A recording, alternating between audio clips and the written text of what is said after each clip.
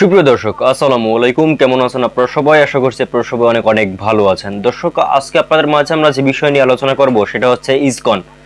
দর্শক, ইসকন নিষিদ্ধ এখন করবে কিনা এটা আসলে সঠিকটা বলতে পারতেছি না। তো যেহেতু ইসকন নিষিদ্ধে মানে ইসকনের যে কর্তৃপক্ষরা আছে, তো তারা বলেছে ইসকন নিষিদ্ধ তো প্রশ্নই আসে না। দর্শক, আপনারা জানেন কয়েকদিন আগেই ইসকনের কিছু সন্ত্রাসীরা কিন্তু আর কি আপনার এই একজন মুসলিম অ্যাডভোকেটকে মেরে ফেলেছে, মানে হত্যা করেছে। তো এই হত্যার পরপরে কিন্তু বাংলাদেশের মুসলিমরা এবার ফুঁসে উঠেছে ইসকনের বিরুদ্ধে।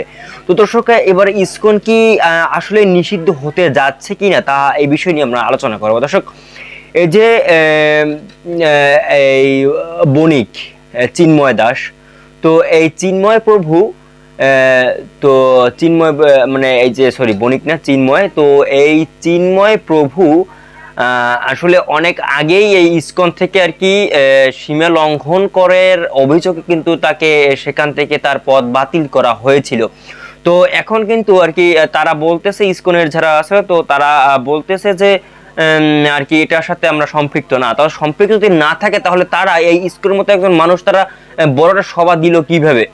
বাংলাদেশের ভিতরে যে বড় একটা সভা দিল এই ইসকন, তো এই ইসকনটা কিভাবে এই সভাটা দিল? দর্শক, আমরা আমাদের জায়গা থেকে চাচ্ছি এটা যে সঠিক বিচারটা যেন হয়, এবং ইসকন হোক বা আমাদের আল্লাহর ঘর হোক না কেন, তো দুটোই যেন আর কি এই বলে, আমরা তো আর কি প্রভু টভু আর কি বিশ্বাস করি না, বা রামচন্দ্রকে তো আমরা বিশ্বাস করি না। তো এখন কথা হচ্ছে হিন্দু মুসলিম কোনো ভেদাভেদ করা যাবে না, এটা হচ্ছে তাদের সব ব্যক্তিগত বিষয়। আমরা কথা হচ্ছে গিয়ে এটাই যে আর কি এই ইসকন যারা আর কি দোষ করবে তারা আর কি এটাই হবে। তো কিছু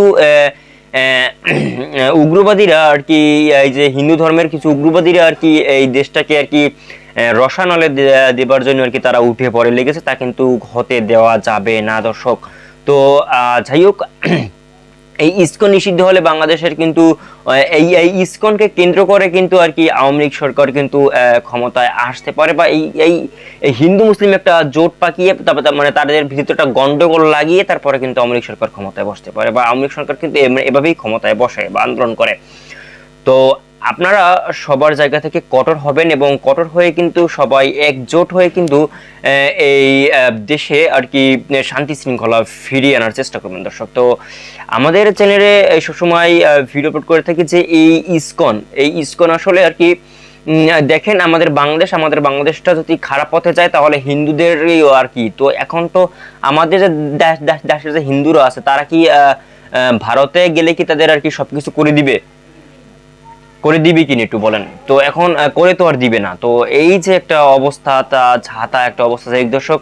তো আর আজকে আপনাদের মূল্যবান মন্তব্য অবশ্যই কমেন্ট করে জানিয়ে দেবেন যে ইসকন সম্পর্কে আপনাদের মন্তব্য। ইসকন আপনারা নিষিদ্ধ করতে আপনারা একমত কিনা, বা আপনারা নিষিদ্ধে কি মত দিবেন তা কিন্তু অবশ্যই কমেন্ট করে জানিয়ে দিবেন দর্শক।